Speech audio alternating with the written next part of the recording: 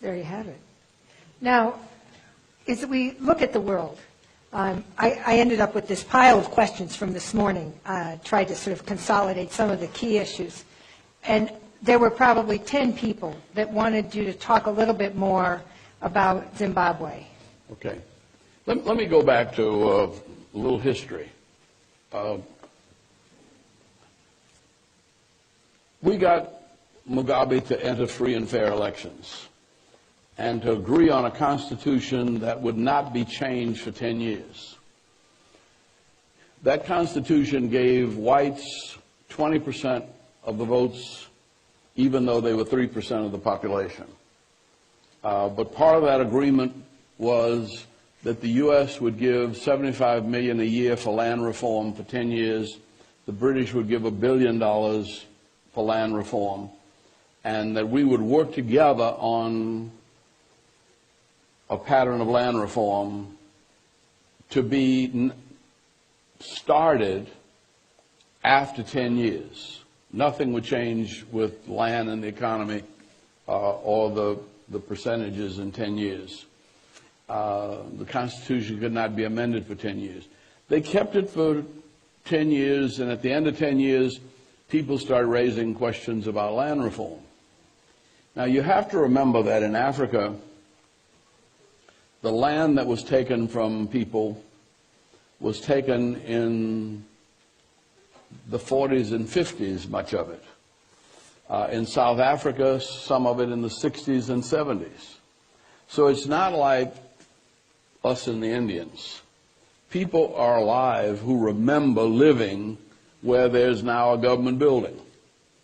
And they fought a war about getting their land back. So in 1990, after 10 years, Julius Nyerere and Kenneth Kaunda said, no, you can't raise the land reform question because it would jeopardize Mandela and ANC getting a settlement in South Africa. We have to take care of South Africa first. Then you can talk about land reform.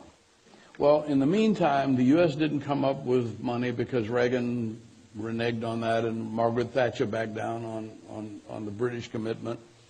And so there was no money for land reform. The African leaders stopped them in 1990. By 2000, Mandela was out of jail. He had served his term, and Thabo Mbeki had been elected president. And so the soldiers came back to Mugabe again. What about our land?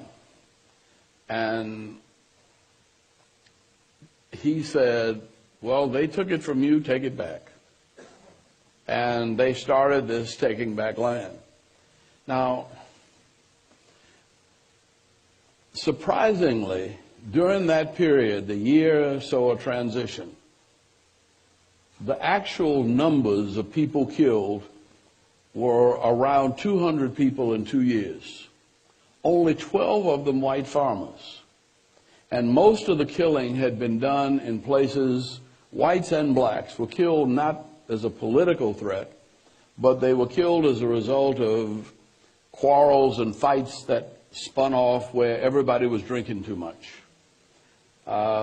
And so it was a relatively peaceful transfer. Now, land reform should not be a problem in Zimbabwe.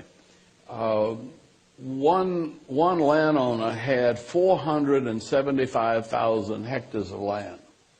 That's larger than Belgium. What Mugabe said was, you're not farming it, it's just sitting there, you really don't have any right to it, but we'll let you keep 275,000 hectares, but we need 200,000 to distribute amongst our farmers. Well, the landowner agreed. 275,000 hectares is more than 1 million acres. There's not a single landowner in the United States that owns 1 million acres in one place. And so there is enough land in Zimbabwe for everybody to have enough and for animals to be able to range free. And the problem with Zimbabwe is that if land reform is successful in Zimbabwe, they're going to want it in South Africa. And there isn't enough land in South Africa. I got married in South Africa to my second wife in the American Embassy, and I was riding by, and the young woman who runs the travel agency that was taking me to the airport, when we passed by the American Embassy, I said, I got married up there in the American Embassy. And she said, I grew up there. And she was about 40 years old. And I said, don't tell me your parents worked for those rich white folks. She said, hell no. She said, my father built that home. That was a home that he built out of his business, and they took it from us. And she was in her early 40s. And she remembered until, I said, how long did you live there? She said, I was about almost 15, which means that, 25, 30 years ago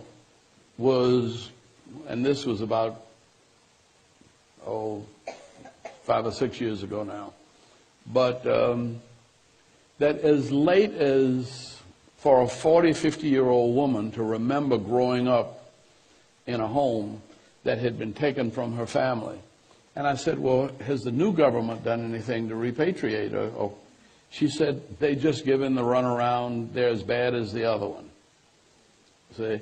Now, the problem is that there just isn't enough land, there isn't enough money, and land reform would be a real problem in South Africa. So South Africa can't criticize Zimbabwe, because their own people are mad that there's no land reform. But the U.S. and Britain don't want Mugabe to succeed.